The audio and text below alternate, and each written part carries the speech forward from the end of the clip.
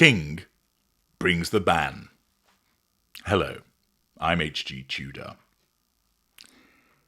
King Charles is looking at issuing a ban. This is being done to enable him to assert control, and it will also be part of managing his facade, although, as many people have pointed out, it's tainted by hypocrisy.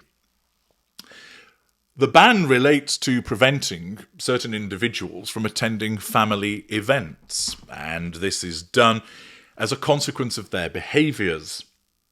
This action is being taken naturally because the king is wanting to ensure that a particular image is maintained in order to protect the monarchy, but also to protect himself, because such criticisms would amount to a threat to control.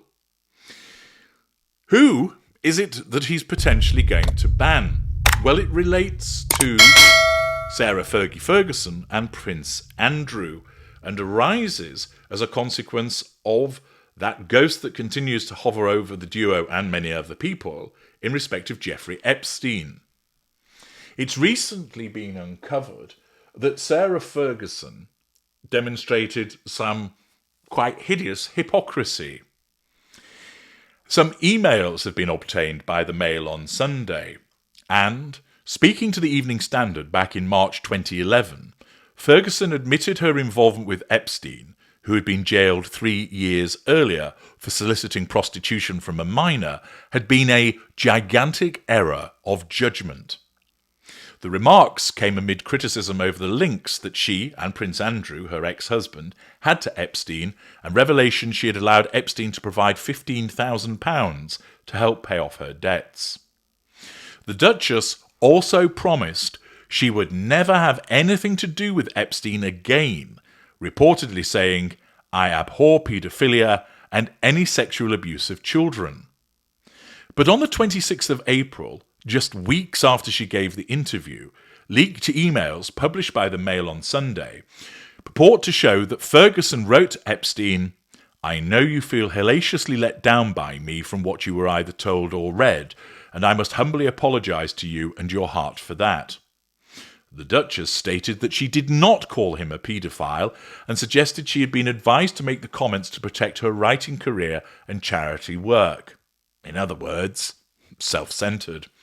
"I was instructed to act with the utmost speed if I would have any chance of holding on to my career as a children's book author and a children's philanthropist," she is said to have written. "As you know, I did not absolutely not say the P word, paedophile, about you, but I understand it was reported that I did." A spokesperson for the Duchess said the email had been written in response to a threat Epstein had made to sue her for defamation. The Duchess spoke of her regret about her association with Epstein many years ago, and as they have always been, her first thoughts are with his victims, they said.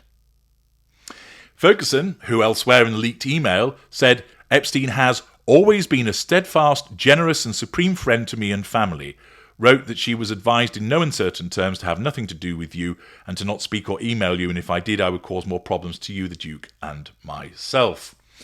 Accordingly, it's a clanger that was dropped by Fergie, not for the first time, whereby she stated she wasn't going to have anything to do with him, and then sends an email thereafter apologising. And this has now come to light with, predictably, suitable criticism of both Fergie and Prince Andrew as a consequence of their association with Epstein. LBC reports the publication of a bombshell email from the Duchess of York shows her attempts to humbly apologise to the shame financier just weeks after telling the press that she'd cut all ties with him.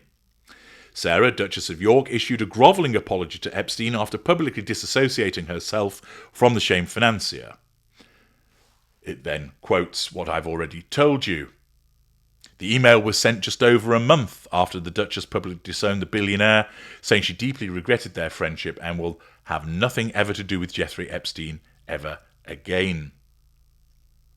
Although Buckingham Palace has not issued any public comment, reports claim there is frustration in royal circles over the revelations. Whilst the king has no power to control publicly what the Duchess of York says or does due to her status as the ex-wife of a non-working royal, the revelations shine an uncomfortable light on the proximity to the royal family. In other words, it damages the facade of Prince Charles and therefore amounts to a threat to control. The Duchess was unwelcome at royal events during the life of Prince Philip. Basically, he couldn't stand her. But Queen Elizabeth had allowed her to visit royal estates when he was not around for the sake of her granddaughters, Princesses Beatrice and Eugenie. Following his ascension, the king had taken pity on Fergie following her cancer diagnosis, allowing her to join the family on Christmas Day and Easter. Following the latest scandal, however, this may end. The Duke of York has already been forced to step down from all public duties as a result of his association. With Epstein, he remains barred from attending official royal events.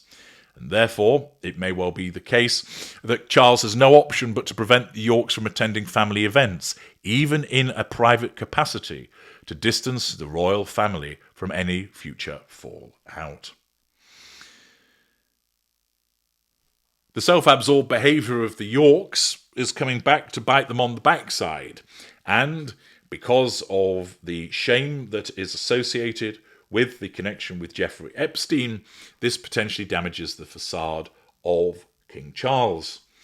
Interestingly, in comment sections appertaining to this potential ban, many people have pointed out King Charles's own association with paedophile Jimmy Savile and how nothing has been said in relation to the close relationship that existed there.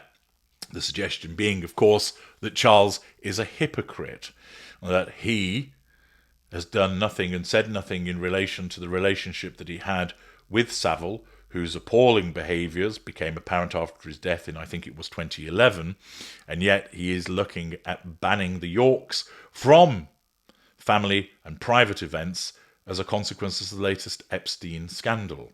It wouldn't be a surprise, of course, for a narcissist to behave in a hypocritical fashion, whereby the rules don't apply to me, but they apply to you. Your behaviours are damaging the institution that I am the head of, therefore I must exhibit my displeasure by banning you. Whether it actually happens remains to be seen. Of course, there are those that continue to believe that Charles is a weak king, and we will see if he issues a ban in relation to Sarah Ferguson and Prince Andrew in relation to private and family events. I'm H.G. Tudor. Thank you for listening.